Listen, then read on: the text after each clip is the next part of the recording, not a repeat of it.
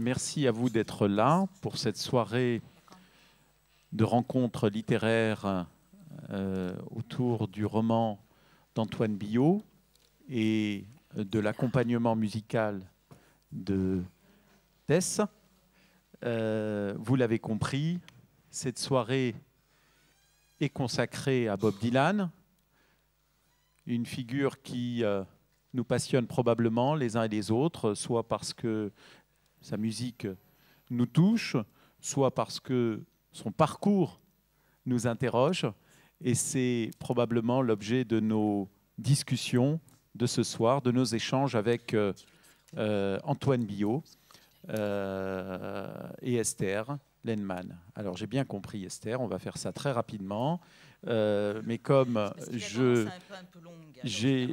oui, mais comme j'ai le plaisir de voir des visages que je ne connais pas, donc je me permets de présenter cette maison en quelques minutes. L'Espace culturel et universitaire juif d'Europe est une institution culturelle, vous l'avez deviné. C'est une institution qui a vocation à faire rayonner la culture juive, les cultures juives dans la cité, avec une approche plurielle des courants du judaïsme, religieux ou non, mais également une approche de l'accueil de tous les publics curieux de ce que peut être la civilisation juive dans toutes ses dimensions. Dans ce lieu, nous retrouvons autour d'événements culturels, nous nous retrouvons autour du théâtre, de la musique, mais également autour de l'hébreu, puisque ce lieu accueille un centre de formation à l'hébreu moderne. Nous nous retrouvons également autour d'enseignement des textes fondamentaux, avec une approche très ouverte, une approche mixte, une approche non rabbinique, on peut le dire de manière très claire. Donc, pour tous ceux qui découvrent cette maison pour la première fois, je vous invite donc à découvrir dans nos programmes que vous trouverez à l'entrée quelques autres de nos activités à venir. Et puis voilà, maintenant, je crois que j'ai fait ma réclame. Antoine, Esther, ça va ?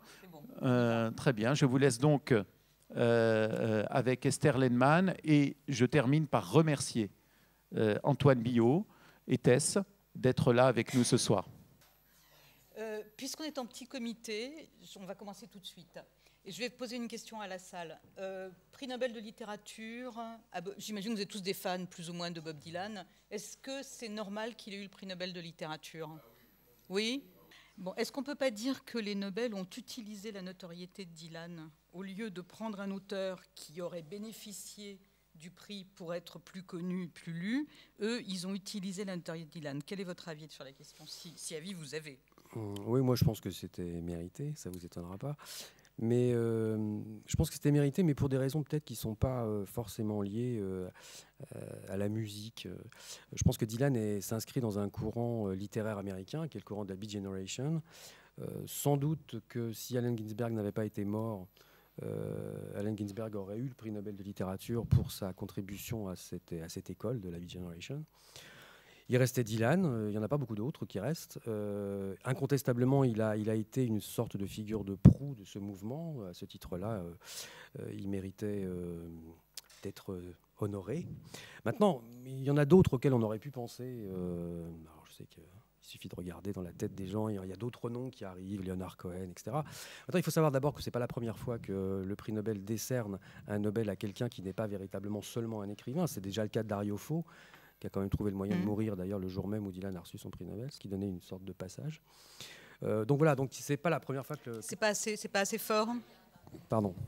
C'est pas la première fois que l'Académie Nobel décerne son prix Nobel à quelqu'un qui n'est pas un écrivain au sens propre du terme.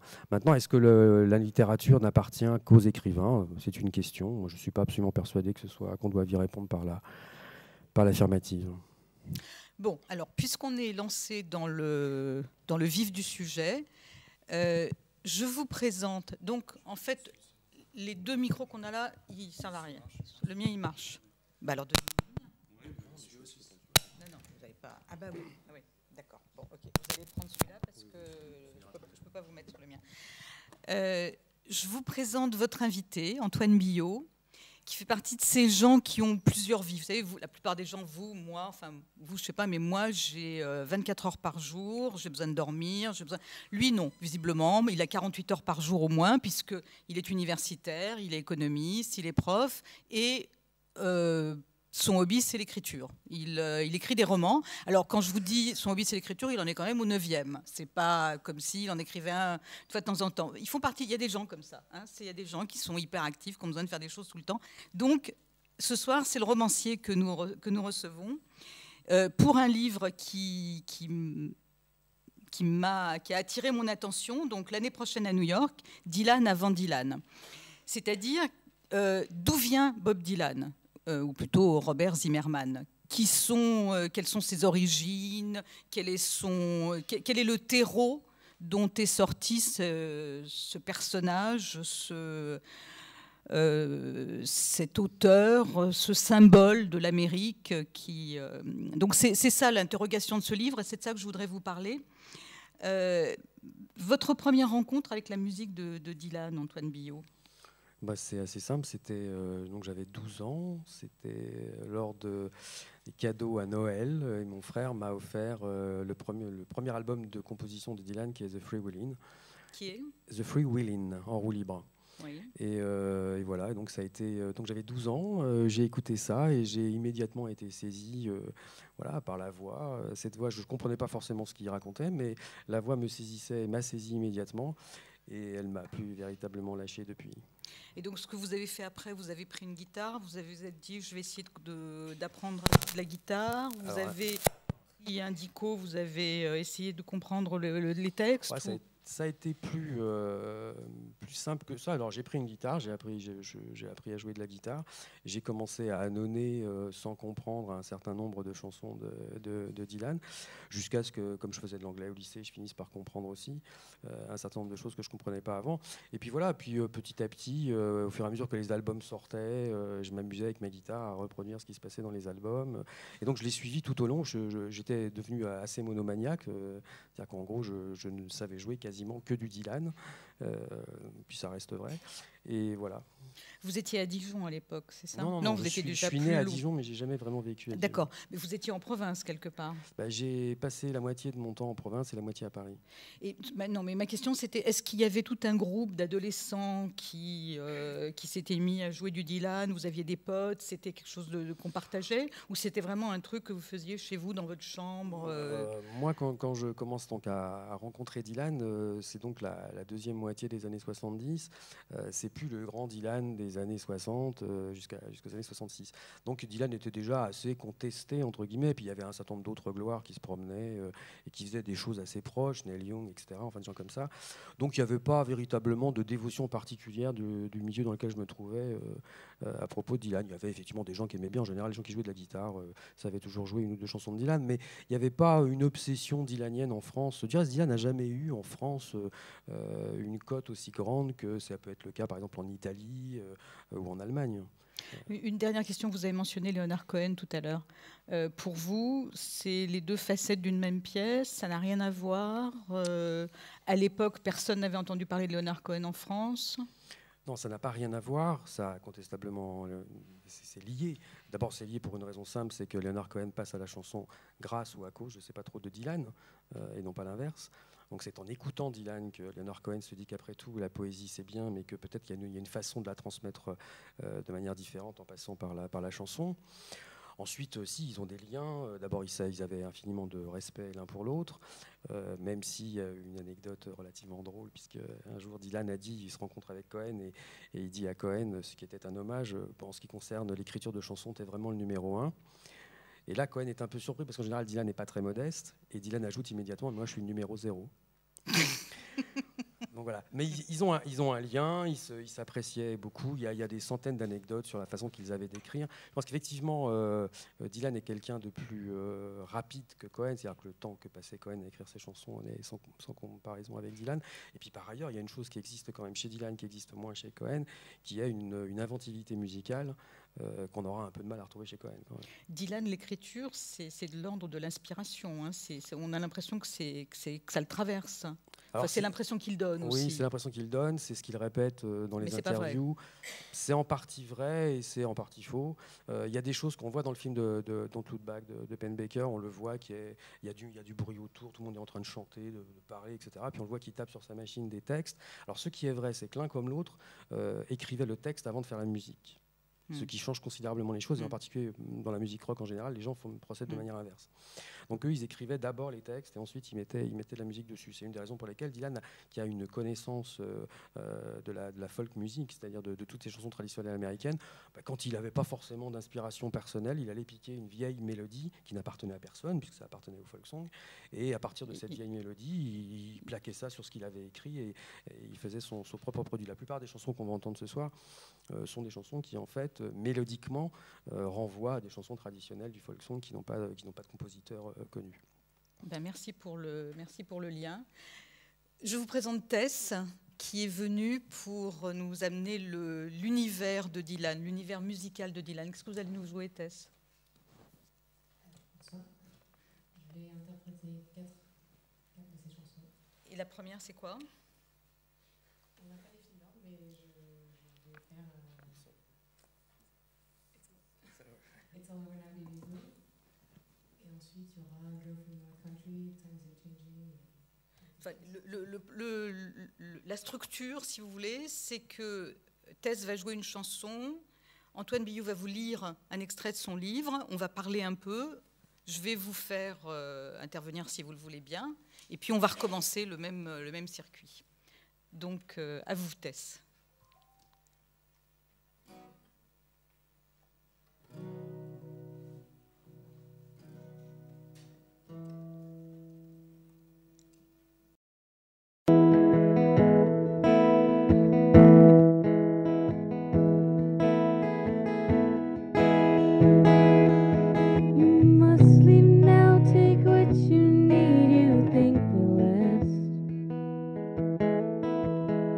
Whatever you wish to keep you better, grab it fast.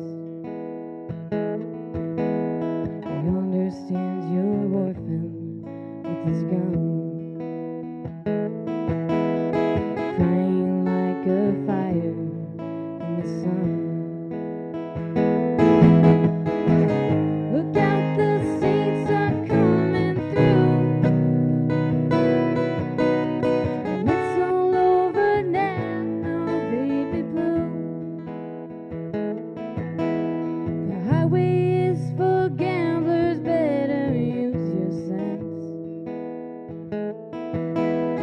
Take what you have gathered from coincidence.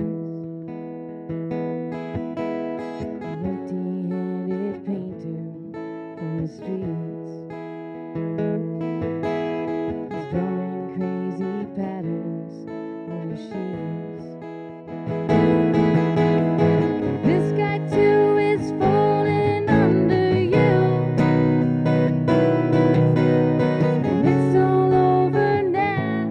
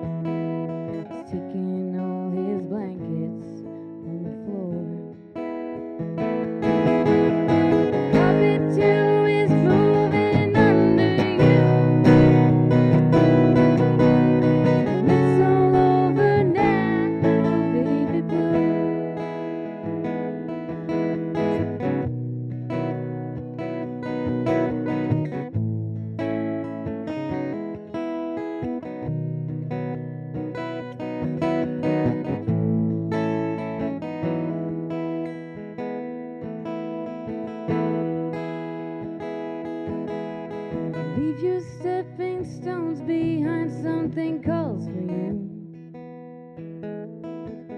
Forget the dead you left, they will not follow you. The vagabond who's rapping at your door, standing in the clothes that you once wore. Strike another match, go start anew. And it's all over now, baby blue.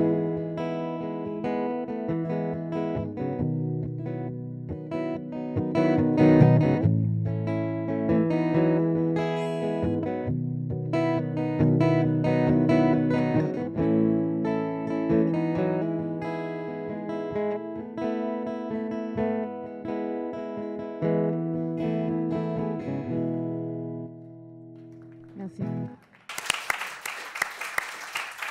Bon, dites-moi, vous connaissez tout par cœur. C'est une chanson qui date de quelle année, ça? À peu près. Vous savez, vous, Tess? 64? 64-65. Donc c'est vraiment les premières. Hein. C'est vraiment l'époque. C'est pas les premières, il est déjà passé à l'électrique. D'accord. C'est l'album où il y a deux faces, une face électrique et une face acoustique. D'accord. Votre micro. Non, non, c'est... Bon, alors, si on vient un peu en arrière, Robert Alan Zimmermann, les deux grands-parents sont des immigrants. Un côté qui vient de Lituanie, je ne me souviens pas lequel, et l'autre côté qui vient d'Ukraine. Je vous ai demandé de lire un extrait de votre livre qui est un espèce de portrait de sa mère, qui a, à mon avis, joué un grand rôle dans sa vie, mais Bitty. Béatrice Zimmermann est née Stone.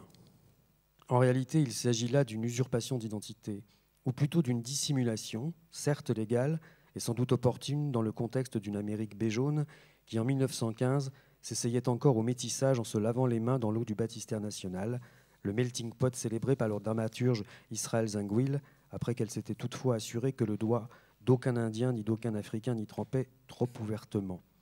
Mais d'une dissimulation tout de même, sous le décret de quoi se tapira plus tard le motif inconscient de bien des déguisements, bien des comportements auxquels, au long de sa vie, son fils aîné Robert Allen, en choisissant très tôt d'adopter une stratégie de saumon méfiant qui ondule à travers les torrents, écarte les hameçons, bifurque, dévie, s'égare, se détourne, se retourne, ne manquera pas de se livrer afin d'éviter de revenir à la source, de se confronter aux origines, à ses origines. En bref, dira plus tard sa famille, il noiera le poisson plutôt que d'avoir à remonter le courant avec lui. Il s'en est fallu de peu que Betty Zimmermann ne naquisse Solemovitz. Rieuse, impétueuse, elle est la première fille américaine de Ben Stone, lequel, à sa naissance, est déjà le père de deux garçons au prénom prudent, Lewis et Vernon. Ben est devenu en quelques années un honorable marchand de Hibbing, un juif réputé et nanti de l'Iron Range, s'efforçant, et cela malgré la misère qui parfois lui enduit encore la mémoire, de passer une éponge définitive sur la noirceur acide de ses racines, le dénuement de son pédigré, comme sur ses errances clandestines, sa pauvreté primitive, son vagabondage ferroviaire entre la Pennsylvanie et le Minnesota, sur toutes ces images de pauvres immigrants dont il ne parvient pas à se convaincre et ne soit pas de nature à compromettre son mariage avec la riche Florence Edelstein, dont la famille possède plusieurs théâtres, le Lyric, le Garden, 4 cinémas, dont le célèbre Liba, 2135 First Avenue, et a même investi une avantageuse trésorerie dans certaines sociétés de production à Hollywood. Aussi a-t-il décidé de lapider le souvenir de cette Ukraine où tout s'est joué, l'Ukraine des pogroms, de la négritude askénaze, des soupes populaires du Bund, et de les enfouir, ces pogroms, ces lynchages et cette détresse, sous un sarcophage de pierre. Stone, donc. Donc, nous avons côté maternel Benjamin Benjamin David Solemovitch, qui va devenir Ben Stone, qui arrive de Lituanie en 1905. De l'autre, Zygmunt Ziesel Zimmermann, qui arrive d'Odessa en 1905, la même année. Et ils partent l'un pour des raisons complètement différentes. Ils se retrouvent dans le nord des États-Unis, le long du lac supérieur. C'est ça ? Bon, racontez-nous un peu ces grands-pères, ces deux familles. Donc en fait, ce sont deux familles qui sont assez typiques de ce qui se passait à l'époque. Il y avait des vagues d'immigration qui arrivaient d'Europe de l'Est. chassés les uns par la misère, les autres par des pogroms qui étaient récursifs. Et donc, il y a eu des vagues d'immigration comme ça qui sont parties d'Europe de l'Est, avec dans l'idée de retrouver aux États-Unis quelque chose qui ressemblait un peu à ce qu'ils avaient connu. Il faut savoir que, donc, typiquement Supérieur, autour du lac Supérieur, c'est quelque chose qui ressemble un petit peu à ce qu'ils avaient pu trouver en Ukraine, le paysage, le climat. Un certain nombre, puis c'est des villes portuaires, enfin un certain nombre de choses qui leur rappelaient quelque chose. Et puis donc, comme il y avait des grosses communautés juives qui s'étaient installées là pour des raisons économiques, il y avait du travail, il y avait des mines, il y avait des communautés de beaucoup d'immigrants, il y a beaucoup de Scandinaves qui arrivaient là aussi pour des raisons à peu près identiques, de climat, etc. Donc assez naturellement, il y a des vagues d'immigration qui sont allées s'installer là-bas. Et donc le hasard a fait que ces deux aïeux sont arrivés à peu près à la même époque. Des deux côtés du fleuve. Des deux côtés du fleuve, ouais. Donc côté Zimmermann, qu'est-ce qu'ils font ? Alors, côté Zimmermann, ils arrivent avec des souliers, un stock de souliers, et parce qu'en fait, ils possédaient à Odessa une fabrique de chaussures. Et il est parti avec un stock de chaussures, et les quelques premiers mois, il va vivre en vendant ses chaussures à droite et à gauche, en ayant une vie de ce qu'on appelait autrefois les hobos, c'est-à-dire les homeless bohémiens, c'est-à-dire ces gens qui en fait n'ont pas véritablement de maison. Il est colporteur. Oui, c'est ça, il est colporteur, il va de ville en ville, il va vendre beaucoup ça à la communauté scandinave, et puis donc il finit par ramasser un petit peu d'argent, et grâce à ça, finalement, il va monter une sorte d'épicerie qui va ouvrir à toute cette communauté d'immigrés à Duluth. Et le côté Stone, alors ? Alors le côté Stone, c'est un peu différent, ils arrivent... alors, eux, ils sont chassés par la misère plutôt, donc ils sont d'une certaine façon plus misérables encore. Quand ils arrivent, quand il arrive, il vit vraiment une vie, il ramasse des choses dans la rue, qu'il revend à des Italiens, donc c'est des bouts de fer, des bouts de cuir, etc. Donc là, c'est beaucoup plus misérable. Et puis, petit à petit, de la même façon, en fait, il finit par accumuler un tout petit peu de choses. Alors, il fait venir sa famille plus rapidement. Ses enfants sont tous utilisés en fait pour avoir ce travail de récupérer des choses à droite et à gauche, de chiffonnier d'une certaine façon, qu'ils rendent aux Italiens. Et donc ils finissent eux aussi à constituer un tout petit peu d'épargne à partir duquel ils finissent par s'installer. Comment on sait est-ce que Dylan lui-même raconte l'histoire de sa famille, ou est-ce que les gens qui ont écrit sa biographie ont été chercher la documentation ? Alors, il y a des biographies de Dylan, il y en a des tonnes. Plus de 2000. Ah oui ? Ouais, il y en a vraiment beaucoup. Lui, dans Chronique, il raconte un certain nombre de choses. Alors le problème, c'est qu'en fait, il faut plus se fier aux biographies officielles qu'à ce que raconte Dylan, parce que Dylan est un grand manipulateur et il se reconstitue un passé en fonction de l'humeur du jour où il écrit. Alors il y a un certain nombre d'éléments qui restent quand même des choses. Donc ça, on le sait par le travail des biographes, et en particulier Robert Shelton, qui est quelqu'un qui a eu accès à la famille, qui a fait nombre d'interviews avec en partie Betty Zimmermann, qui avait conservé une mémoire de la famille. Donc tous les éléments sûrs, c'est essentiellement chez Shelton qu'on les trouve, et Hayden aussi. Alors, il y a un autre personnage qui est fascinant et donc, dont on parlera tout à l'heure, qui est un arrière-grand-père du côté Edelstein. Donc c'est du côté... Oui, Baruch. Baruch. Oui, alors lui c'est particulier. Alors j'essaie de le situer dans l'arbre. C'est le père de la femme. Donc c'est du côté Edelstein qui était oui. Donc ils avaient plus d'argent. Eux, ils étaient là installés depuis un peu plus longtemps. Et eux, ils possédaient un certain nombre de donc ça, cinémas. C'est la branche paternelle. Ouais. Paternelle, d'accord. Et alors eux, maternelle. Maternelle. Ouais. Et donc eux, oui, ils possédaient déjà pas mal d'argent. Et lui avait, alors que c'était un juif très religieux, tout à fait orthodoxe, il avait néanmoins investi pas mal d'argent dans un certain nombre d'affaires, et en particulier à Hollywood avant le grand développement d'Hollywood. Ce qui fait qu'il y avait, c'est ce que raconte le passage qu'on vient de lire, lorsque Benson commence à être intéressé par la jeune Edelstein, il est très inquiet parce qu'en fait, lui, ses origines sont infiniment plus modestes. Et donc, Dylan aura un rapport, il en parle un tout petit peu, je crois que c'est dans Chronique, ou dans une interview, je ne sais plus. Enfin, donc, il évoque ce grand-père qui lui faisait extrêmement peur, qui était un personnage très magistral, très taiseux, mais qui en même temps a eu une grosse influence sur lui dans la mesure où il était, dans la famille, la seule véritable incarnation religieuse. C'était aussi celui qui avait le plus réussi, non, financièrement. Réussi par ailleurs. Il dit à un moment, il y a une fameuse interview qu'il a donnée en 2005, je crois que 2004, quand il a sorti ses chroniques, le journaliste lui demande pourquoi il a changé de nom, pourquoi il est devenu Bob Dylan, et il répond wrong parents, wrong names, wrong parents. Donc c'était pas le bon nom, c'était pas les bons parents. Donc c'est juste une révolte adolescente. J'ai 15-16 ans, je déteste la ville où je suis née, je m'emmerde, je vais partir, je vais aller tracer ailleurs. Non, c'est une vraie question. Hein. Vous parlez du choix du nom? Non, je parle du fait, est-ce que c'était simplement une façon de dire, voilà, à l'époque j'ai tout rejeté, ou est-ce que c'est un rejet qu'il a porté avec lui toute sa vie?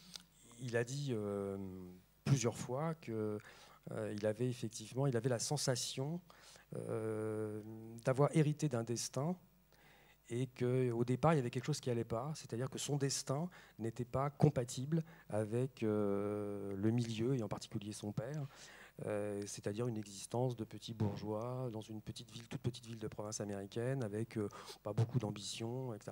Il a dit plusieurs fois, de manière assez cruelle d'ailleurs, en fait, qu'il ne se retrouvait pas dans cette famille. Et il a même joué pendant un certain temps sur l'idée que, d'une certaine façon, il était plus le fils de Woody Guthrie que le fils de Abbé Zimmerman, son père biologique. Après, il est revenu, après la mort de son père, il est revenu un petit peu là-dessus. Mais il reste quand même l'idée que son père n'a absolument pas compris quand Dylan a senti en lui qu'il avait peut-être un destin à réaliser dans la musique. Son père n'a absolument pas compris. Il a plutôt tout fait pour l'en dissuader, en l'amenant plutôt à travailler dans le magasin d'électroménager à Ebbing, qui a été une expérience assez traumatisante pour Dylan, parce qu'il y a une chose dont je ne parle pas dans le livre, mais qui revient plusieurs fois dans les interviews, c'est qu'il était chargé par son père, qui voulait absolument qu'il fasse quelque chose pour le magasin. Il était chargé avec son père d'aller récupérer les invendus chez les gens, et donc il allait de famille misérable en famille misérable. Il reprenait les casseroles et les appareils électroménagers que ces gens n'avaient pas pu payer.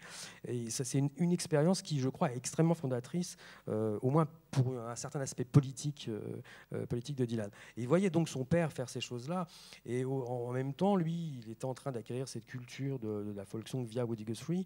Woody Guthrie, c'est la traduction anarcho-syndicaliste américaine. Et donc, il y avait une sorte d'incompatibilité entre le fait de participer à la récupération chez ces pauvres gens des appareils d'électroménager qu'ils ne pouvaient pas payer, et puis dans le même temps, de prendre fait et cause pour un certain nombre de misérables via la voix de Woody Guthrie. Et ça, je crois qu'il a donné raison à Woody Guthrie contre son père de ce point de vue-là. Dans le texte que vous nous avez lu, à un moment, vous parlez, je vous le disais tout à l'heure, de la négritude ashkénaze, qui est un concept qui, moi, me paraît un peu curieux. C'est pas un concept. C'est pas un concept. C'est pas un concept. C'est simplement l'idée qu'il y a en 1960, pour faire très vite, c'est un raccourci, il existe un certain nombre de points communs entre la communauté noire aux États-Unis et la communauté juive en Russie. C'est-à-dire qu'il y a des métiers qui leur sont interdits, ils n'ont pas de droits civiques. C'est des minorités opprimées. Minorités opprimées, oui.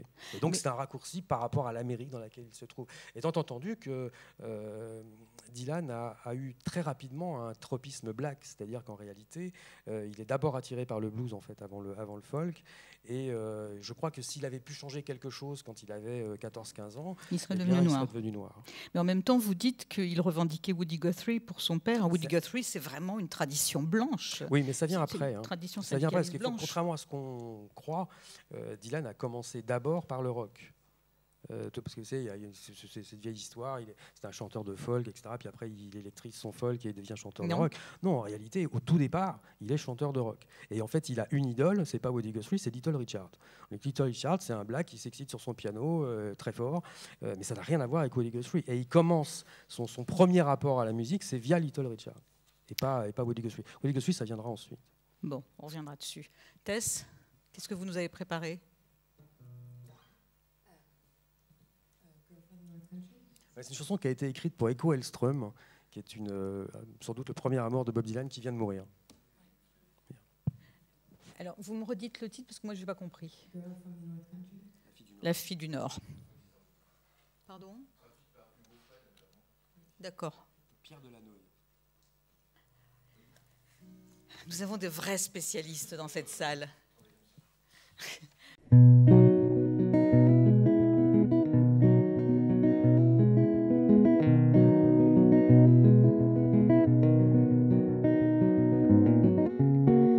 traveling in the North Country Fair, where the winds hit heavy on the borderline. Remember me to one who lives there, for she once was a true love of mine.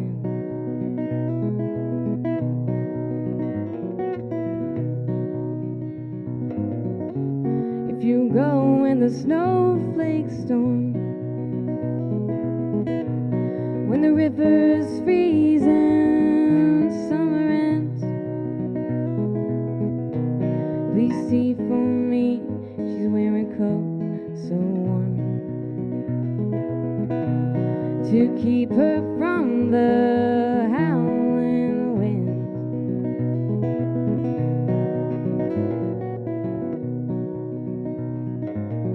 Please see for me if her hair hangs long, if it curls and flows all down her breast. Please see from me if her hair hanging down, 'cause that's the way I remember her best.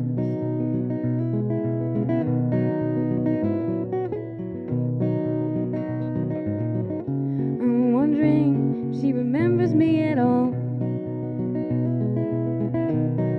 Many times I've often prayed in the darkness of my night, and in the brightness of my day.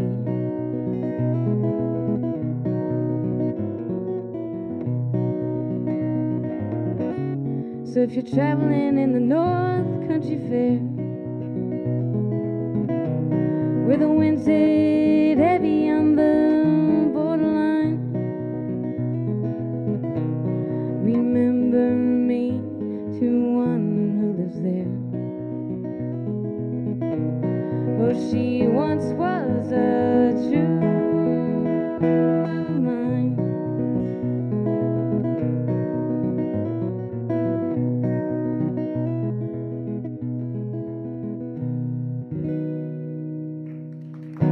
Thank you. Merci. On lit un petit passage autour du grand... C'est le grand-père ou l'arrière-grand-père Barour? L'arrière-grand-père. Hein. Et je vais vous dire pourquoi je vous dirai après pourquoi j'ai choisi ce passage-là.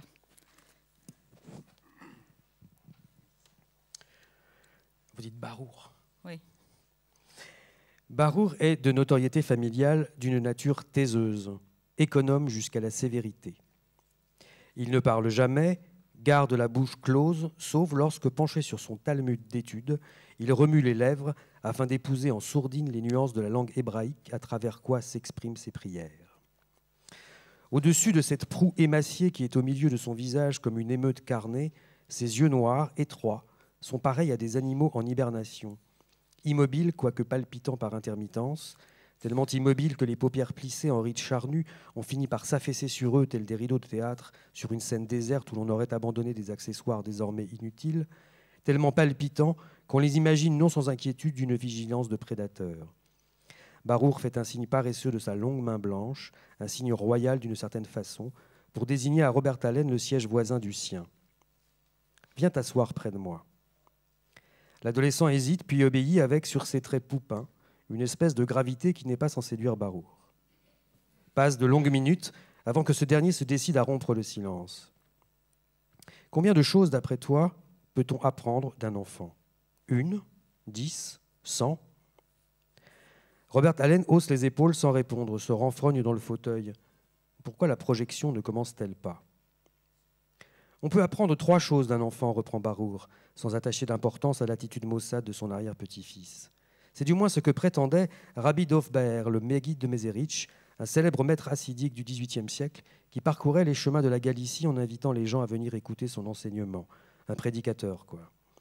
D'un enfant, disait-il, on peut apprendre que le bonheur, l'ardeur et le désir sont naturels. Mais ajoutait aussitôt Rabbi Dov Ber, c'est beaucoup moins que ce que l'on peut apprendre d'un voleur. J'aime beaucoup ce passage. Vous l'avez trouvé pareil, c'est Dylan qui le raconte ou c'est vous qui l'avez complètement inventé? Enfin, je vous précise juste que ça se passe dans un cinéma qui appartient donc à l'arrière-grand-père et où il a invité l'arrière-petit-fils à venir voir je ne sais plus quel La film. Strada. La Strada, voilà. Mais ça, c'est une histoire vraie ou c'est... La Strada, c'est vrai. Non, que la Strada existe, je sais bien que c'est un film. Non, mais ça, je veux bien. L'anecdote comme quoi son grand-père l'a invité pour qu'ils voient ensemble la Strada, c'est vrai. D'accord. Après, l'interrogation et la suite des interrogations de l'arrière-grand-père Barrault, non, ça c'est inventé. C'est inventé à partir d'un élément, je vais être tout à fait honnête. Ils ont republié il n'y a pas très très longtemps les interviews, un bouquin complet d'interviews de Dylan à gauche à droite. Et il y a l'un de ces interviews avec un journaliste de Rolling Stone, dont j'ai oublié le nom. Il vient interviewer Dylan, et comme d'habitude, Dylan ce jour-là n'a pas spécialement envie de répondre à l'interview, donc il est en train de botter en touche en permanence. Enfin, et le type est en train de se demander avec quoi je vais écrire un article. Il n'y a rien dans ce qu'il me raconte. Et puis, il y a un moment, le journaliste lui pose une question à propos de ce rabbi d'Ovber, qui est quand même un rabbin du XVIIIe siècle, etc. Et donc, il lui pose la question en se disant, mais de toute façon, ça doit être à des années-lumière de Dylan, mais bon, il lui pose la question. Et il se trouve que Dylan le connaît, et qu'ils se mettent ensuite, et on le voit dans le récit de l'interview, à parler de ce rabbi d'Ovber. Et donc je me suis dit que c'était quand même relativement étonnant de la part de Dylan, qu'on ne soupçonnait pas d'avoir une connaissance aussi approfondie éventuellement de cette tradition-là. Et donc je me suis amusé ensuite à chercher une belle histoire. À chercher, voilà, à raconter quelque chose autour de ça, et à travers ces interrogations, qui sont des interrogations qu'on peut retrouver, certains éléments du moins dans les chansons de Dylan. Il a quand même eu un retour. Il a eu un retour vers le judaïsme, puisqu'il y a une célèbre photo de lui avec sa mère et son fils devant le mur de Jérusalem au moment où son fils il faisait sa bar mitzvah à Jérusalem. Oui, il y en a plusieurs. Moi, celle que je pense qui est celle qui vraiment symbolise son retour au judaïsme, c'est la fin de la période dite chrétienne, enfin Born Again, qui est l'album Infidels, où les photos qui sont prises dans l'album, pour l'album, à la fois celle de la pochette de face et la pochette de derrière, sont des photos qui ont été prises en Israël. Et la photo derrière, c'est Dylan au Mont des Oliviers, et on aperçoit la vieille ville, la vieille cité derrière. Et devant, c'est à sa descente à l'aéroport à Tel Aviv. Donc il a fait un retour. Maintenant, la période chrétienne, juste pour dire un mot, je ne pense pas qu'il faille y attacher au fond plus d'importance que ça. Je pense que c'était vraiment une démarche de la part de Dylan qui voulait aller regarder du côté de la musique gospel et soul qu'il ne connaissait pas, qu'il n'avait pas beaucoup pratiqué. Et une façon de rentrer dedans, c'est de rentrer à fond, et c'est-à-dire de se mettre dans la tête des gens qui pratiquent cette musique quotidiennement. Et donc c'est comme ça qu'il va finalement épouser pendant quelques temps une certaine religiosité chrétienne, parce que ça lui permet d'avoir accès à toute cette musique gospel et soul. Je voudrais qu'on aborde un autre élément, et puis ensuite je laisserai les questions de la salle.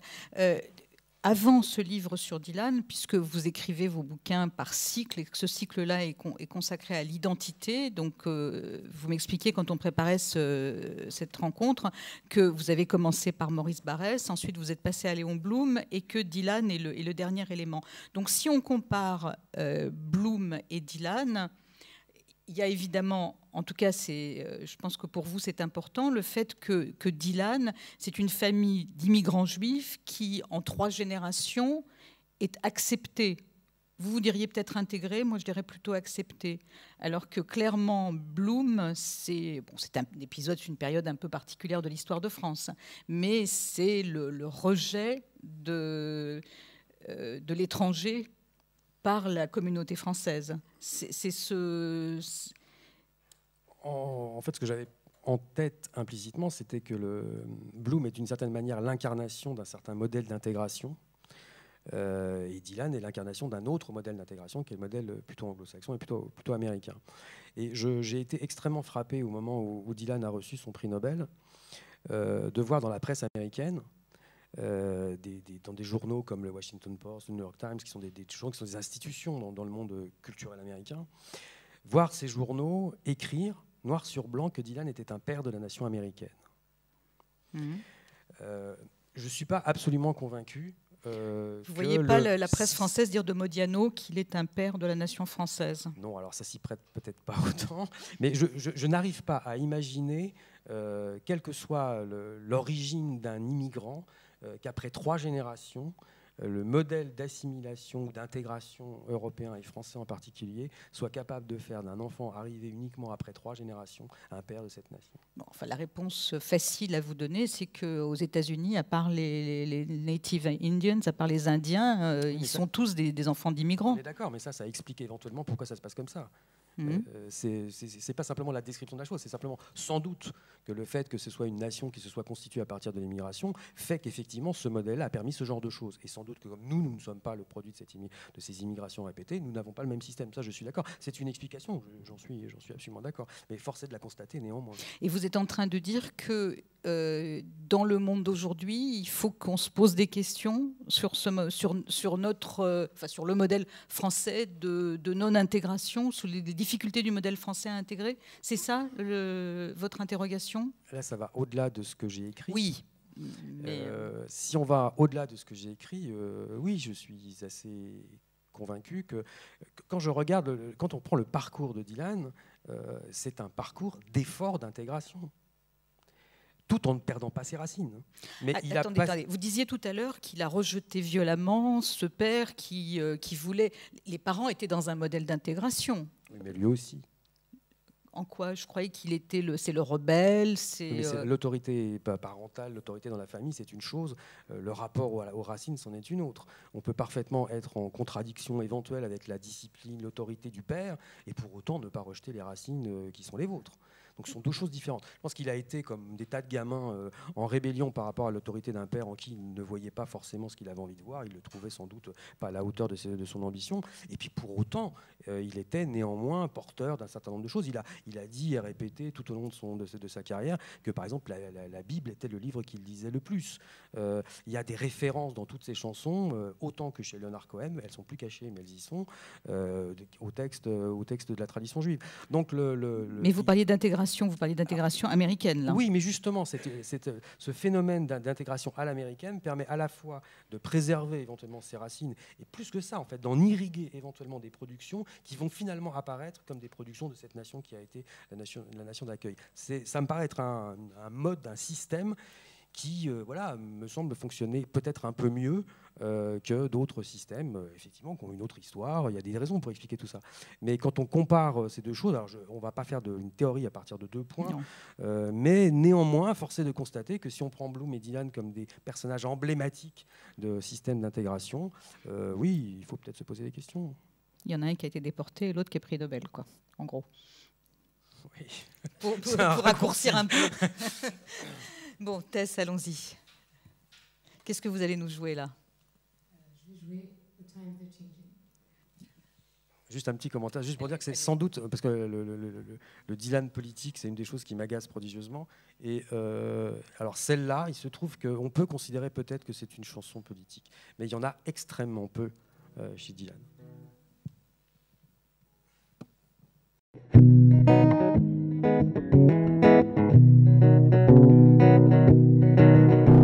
Come gather round, people, wherever you roam, and admit that the waters around you have grown, and accept that soon you'll be drenched to the bone.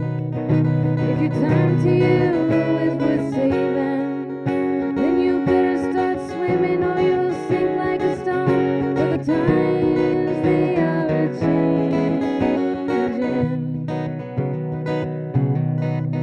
Come writers and critics, prophesize with your pen, and keep your eyes wide, the chance won't come again. And don't speak too soon, for the wheel's still in spin. There's no telling who that it's naming, for the loser now will be later to win. For the times they are changing. Come senators, congressmen, please heed the call. Stand in the doorway, don't block up the hall. For he that gets hurt will be he who has stalled. There's a battle outside and it's raging.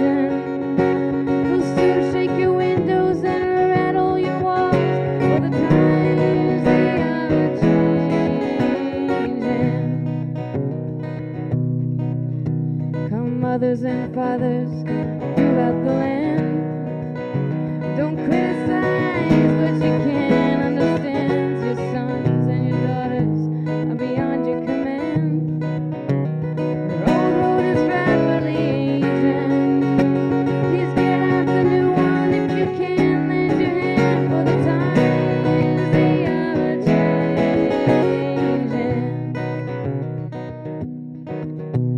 The line it is drawn, the curse it is cast. Slow one now will later be fast, as the present now will later be past. The order is rapidly fading, and the first one now will later be last, for the times they are changing. For the times they are changing.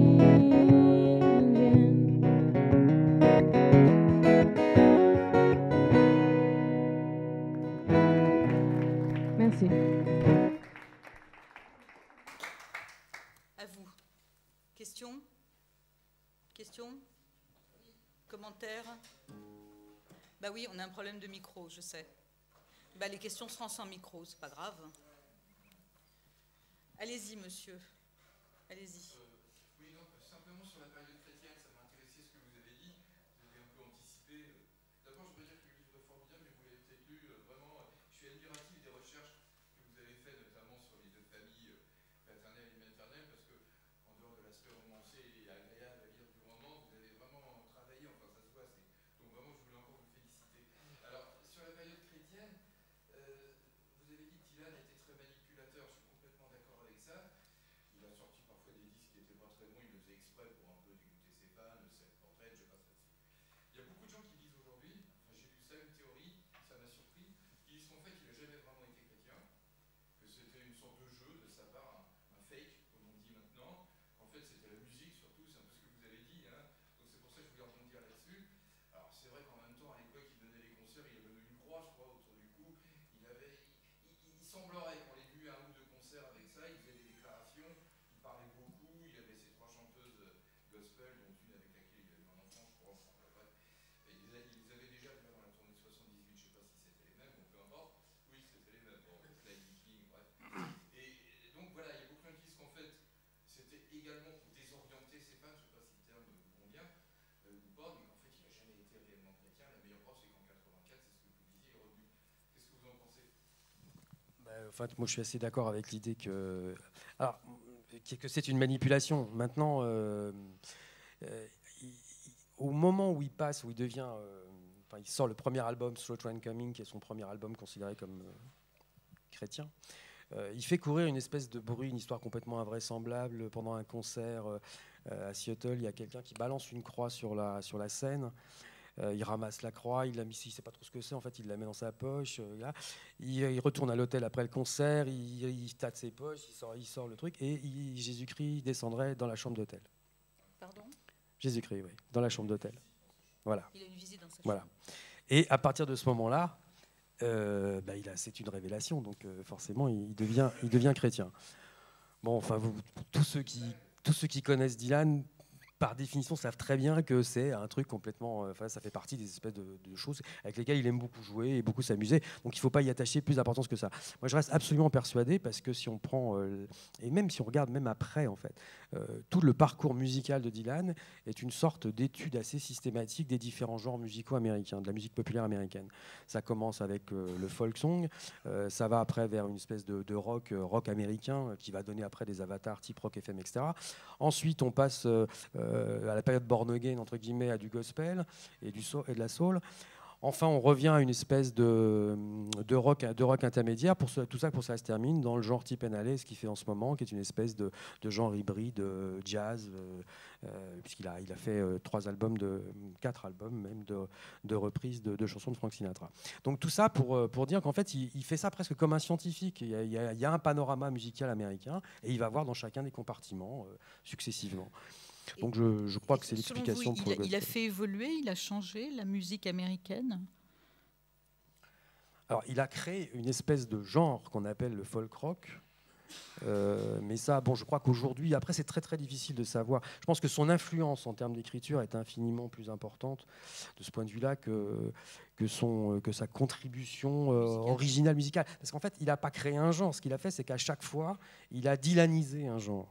Donc il y est allé et puis il a mis à sa sauce un genre qui existait. Il n'a pas bouleversé les canons du folk, sauf par l'écriture, puisqu'en fait les folk songs traditionnels étaient écrits d'une façon beaucoup plus naïve, beaucoup plus innocente. Quand Dylan arrive, il introduit le cynisme, l'ironie, l'humour, toutes choses qui n'existaient pas et qui déroutent au début le public du folk. Quand ils finissent par accepter ce Dylan Il avec passe à ce autre parler, chose. il passe à autre chose, ça l'intéresse plus. Pof, il passe au rock. Là, les gens s'insurgent en disant mais c'est quoi, que se passe-t-il? Finalement, ils finissent par y aller. Et puis là, il considère aussi, enfin, alors, bon, il est un peu aidé par un certain nombre de produits, mais il finit par considérer que c'est plus possible, et donc ça s'arrête. Et puis après, il va revenir avec une espèce de country, avec l'album John Wesley Harding, qui est déjà un premier retour à une forme d'austérité, mais une austérité quand même avec un certain nombre d'éléments électriques, dont on verra une autre réponse dans l'album Nashville Skyline. Donc là, il va aller regarder du côté de la country, parce que voilà, c'est une sorte de combinaison linéaire assez satisfaisante entre le folk du départ et puis le rock d'après. Enfin, bref. Donc tout ça, c'est pour dire qu'à chaque fois, il va contribuer, et ce qui est absolument incroyable, c'est par exemple, bon, le folk song, il a écrit un certain nombre de folk songs qui maintenant appartiennent au répertoire traditionnel folk. Il a écrit des chansons rock qui incontestablement participent de ce répertoire rock. Mais c'est vrai aussi pour le country. Il y a un nombre de reprises incroyables par des artistes américains de country qu'on ne connaît pas, mais qui chantent un certain nombre de chansons. Les Lady Day, par exemple, c'est une chanson qui est extrêmement reprise dans le monde de la country. C'est vrai pour la soul. Il y a des albums de gospel par des Noirs qui sont des reprises intégrales de Dylan. Donc à chaque fois, il fait une contribution déterminante au courant de musique. Et est-ce que vous pensez que cette trajectoire, cette recherche-là, est liée au fait qu'il vient d'ailleurs? Ou est-ce que c'est complètement artificiel de rapprocher ça à ce qu'on disait tout à l'heure? C'est-à-dire qu'il y a une chose qui est absolument claire, c'est qu'il ne tient pas en place. Il tient tellement peu en place que le Never Ending Tour est une espèce de machine absolument incroyable qui fait qu'à 76 ans, il continue à faire plus de 110 dates par an. Donc il passe son temps d'hôtel en hôtel, dans son bus, il ne tient pas en place. Donc si maintenant on translate cette idée qui ne tient pas en place à quelque chose de plus intellectuel, il ne tient pas en place non plus. Et donc il est obligé de bouger à chaque fois, sinon il s'ennuie. Question.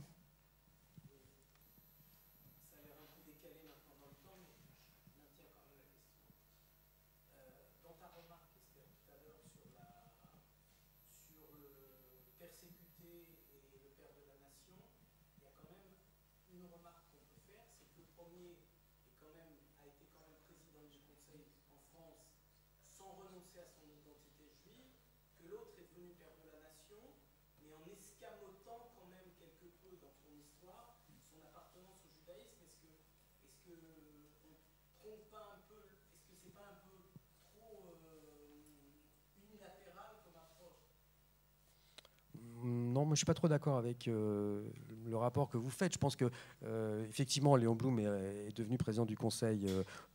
Alors, tout le monde savait qu'il était juif et il était président du Conseil.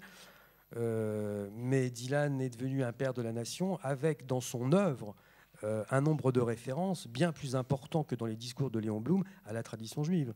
Donc de ce point de vue-là, je ne pense pas qu'on puisse dire que Dylan a plus escamoté sa nature juive que Léon Blum. Je ne pense pas.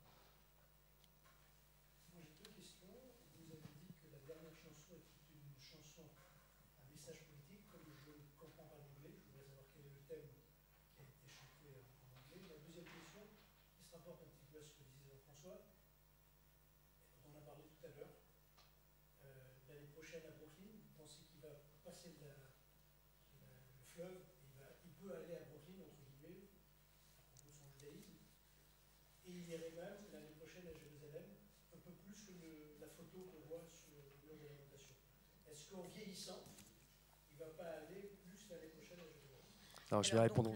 C'est une référence au fait que le livre s'appelle L'année prochaine à New York, qui est évidemment une référence L'année prochaine à Jérusalem. L'année prochaine à Jérusalem, conclusion du CEDER. Alors pour la première question sur The Times Are Changing, donc le contexte de la chanson, c'est le début des années 60, 63.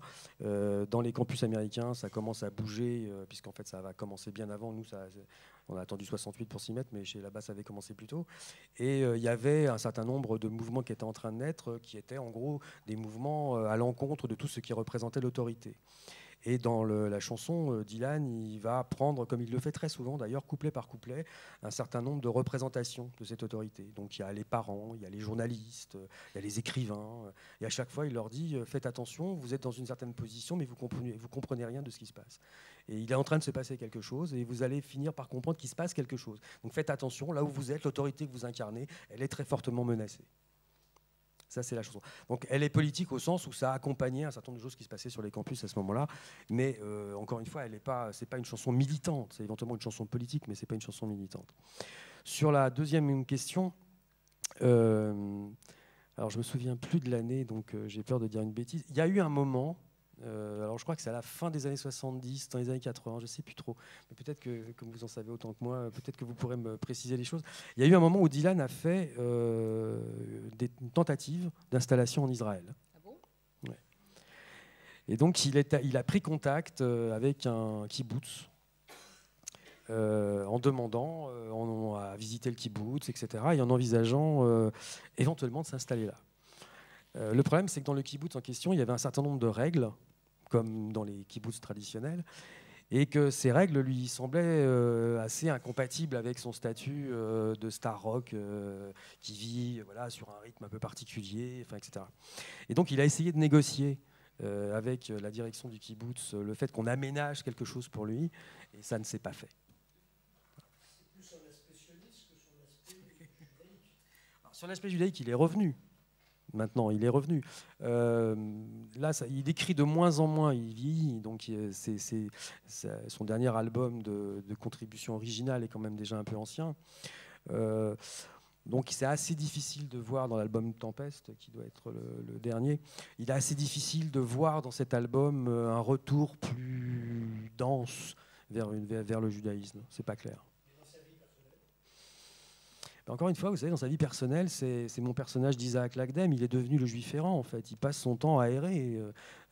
Quand vous faites 100 dates de concerts par an, la moitié étant en Europe, vous passez votre temps dans les avions, dans les trains, dans les bus, vous errez. Et on a l'impression que la vie quotidienne de Dylan, c'est ça, c'est une sorte d'errance. Mais si bien que vous...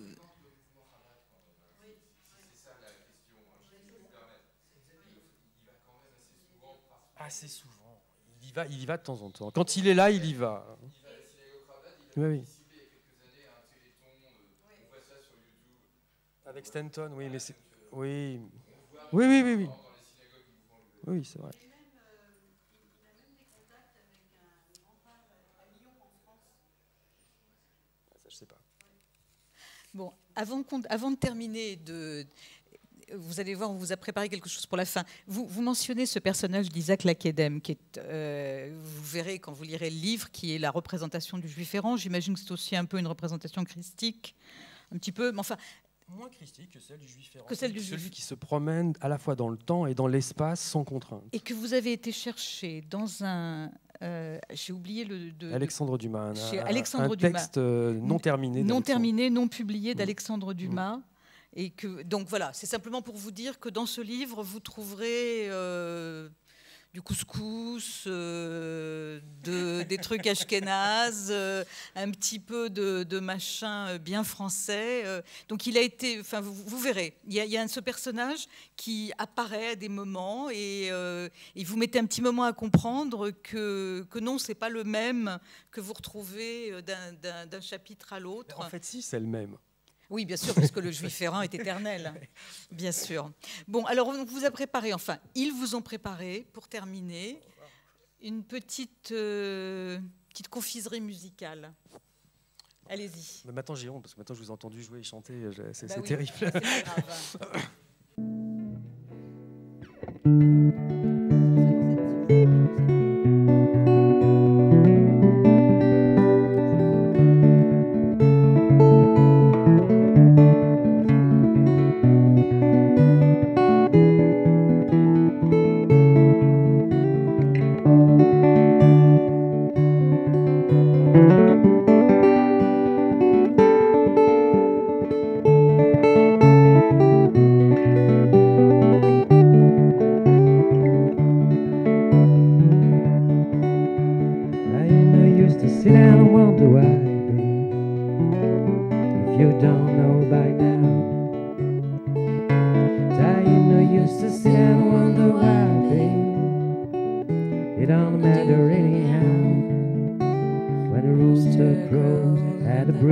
get down.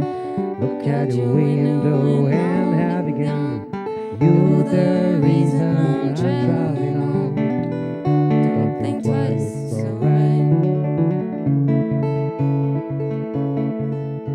You know you've been turning on your light, babe. That light I never know. You know you've been turning on your light, babe. I'm on the dark side of the road. Still I wish there was something you would do or say to try and make me change my mind and stay. But we never did too much talking anyway. Don't think twice, it's alright.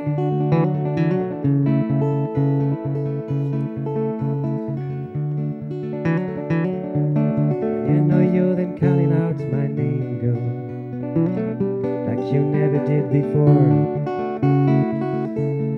You know you're then counting out my name, girl. I can't hear you anymore. I'm sinking and walking all the way down the road. I once saw a woman, but a child I'm told. I gave her my heart, she wanted my soul. Don't think twice, it's alright.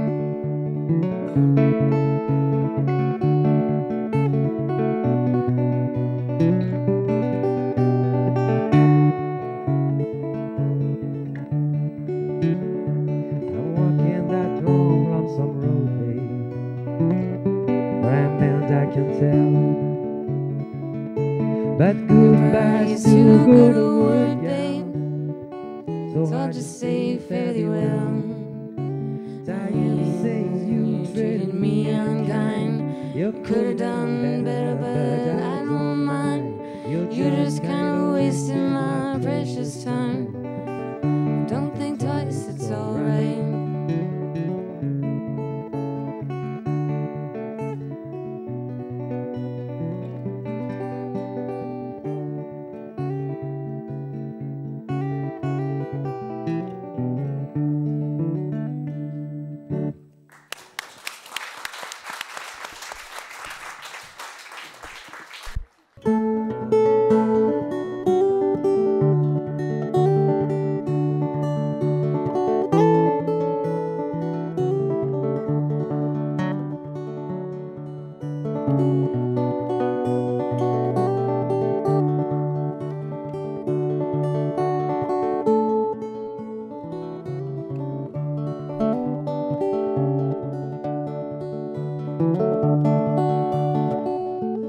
Traveling to the North Country Fair,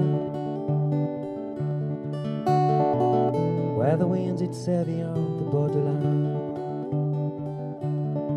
Remember me, so I'll hold it there. Share once were the true love of mine.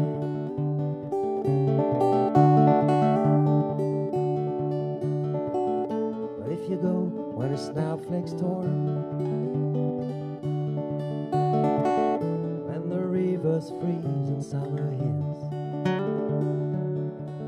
and see if she wears a coat so warm to keep her from the howling winds.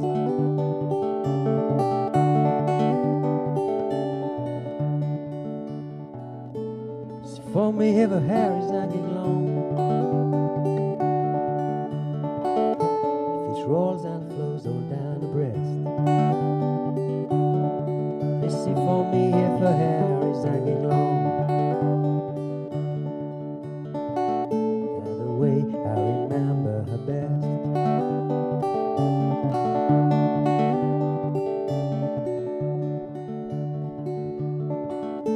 I wonder why if she remembers me at all. Many times I've often prayed in the darkness, oh my mind, in the brightness, oh my day. So if you're traveling to the North Country Fair,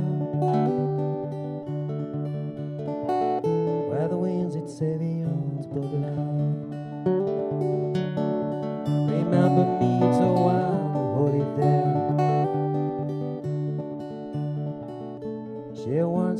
true love of man.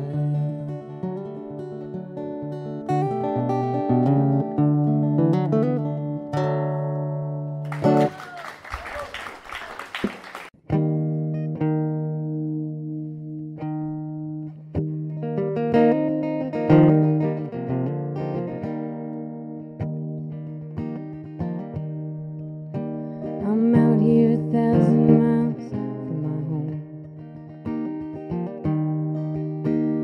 walking a road other men have gone down. I'm singing to a world of people and things. Here paupers and peasants and princes and kings.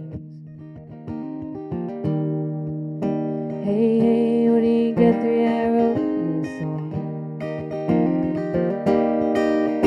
about a funny old world that's a-coming along. Seems sick and it's hungry and it's tired and it's torn. It looks like it's a dime and it's hardly been born. Hey, what do you go through? But I know that you know all these things that I'm saying are many times more. I'm singing you this song, but I can't sing enough, 'cause there's not many men have done the things that you've done. Used to Cisco and Sonny and Leadbelly too. And to all the good people that I've traveled with you. Here's to the hearts and the hands of the men that come with the dust and are gone with the wind. I'm leaving tomorrow, but I could leave today. Somewhere down the road someday. The very last thing that I want to do is to say I've been hitting some hard traveling too.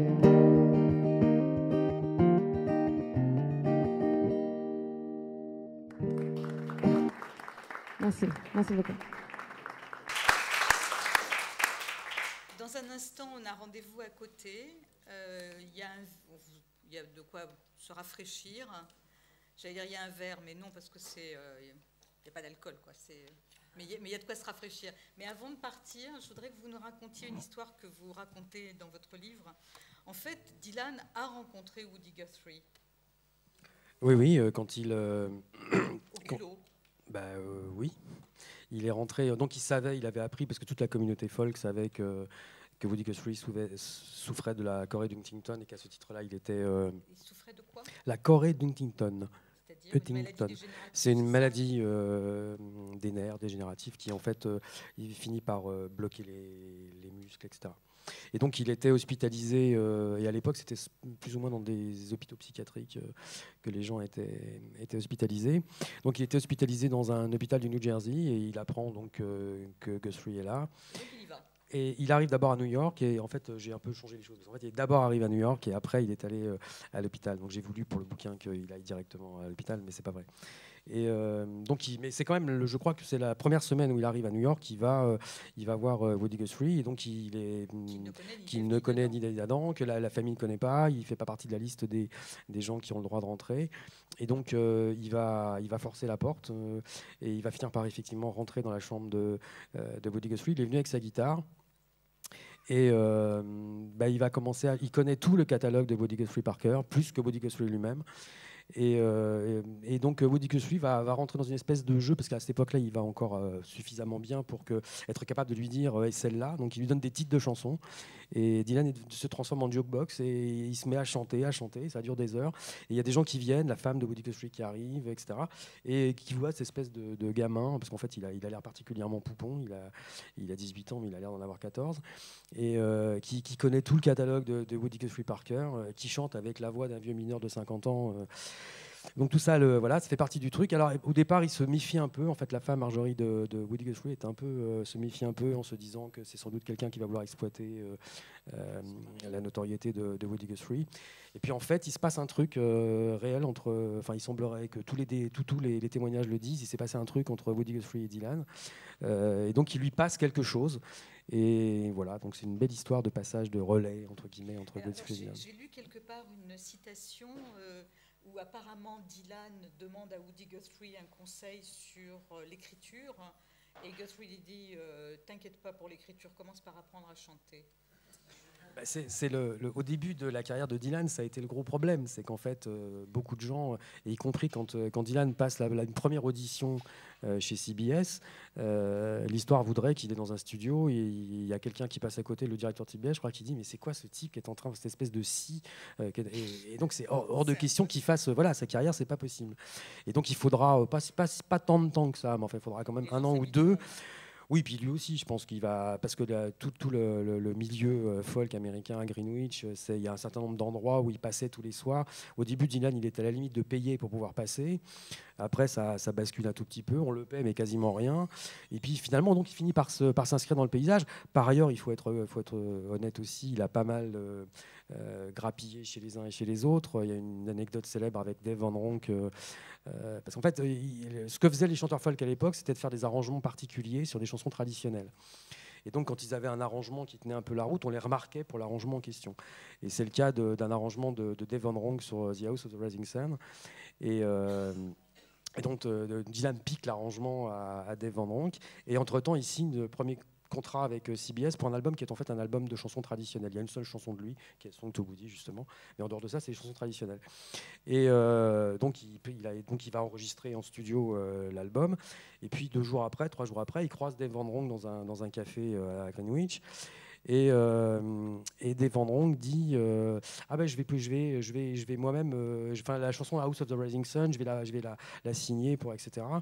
Et donc j'espère que tu n'en as rien fait, parce qu'il savait que Dylan machin. Et Dylan lui dit t'aurais dû me le dire plus tôt.